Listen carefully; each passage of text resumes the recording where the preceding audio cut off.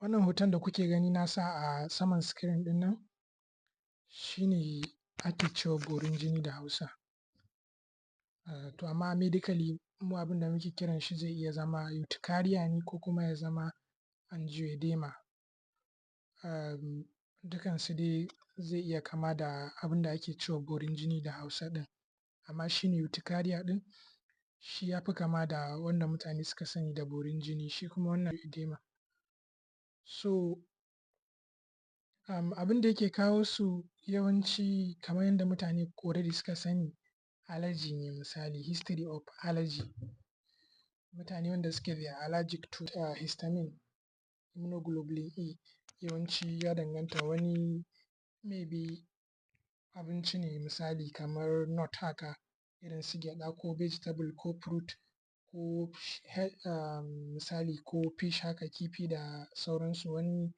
ƙwai da sauransu, ko kuma ya zama yanayin kayan da mutum yake sawa,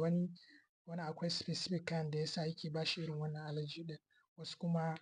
magunguna ne wasu da sauransu, kuma maybe ma ƙarin ruwa za a mai sai ya yi developing wannan reaction ɗin, ko kuma wani ƙarin jini za a mai ya yi developing wannan reaction ɗin, duka dai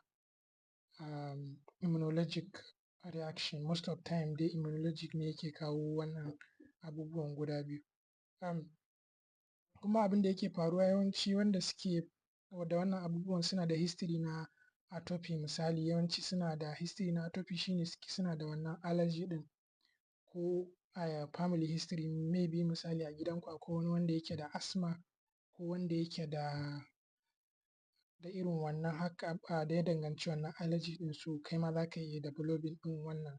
allergy ɗin. So amma the best treatment option abin da worldwide shi ne removing that source of allergy. Idan ka san kana da wannan allergic reaction ɗin no matter what you should avoid it. Idan mutum misali yana da allergy da nut, gyaɗa kenan ko ƙwai ko abin da ya danganci haka, you have to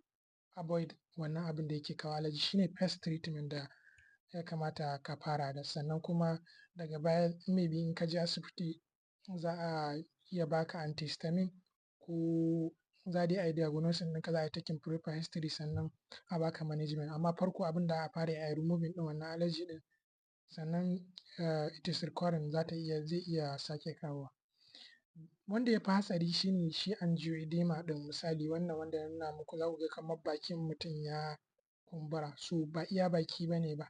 ana samun maybe a samu matsalar difficult airway, maybe bakin mutum ya wato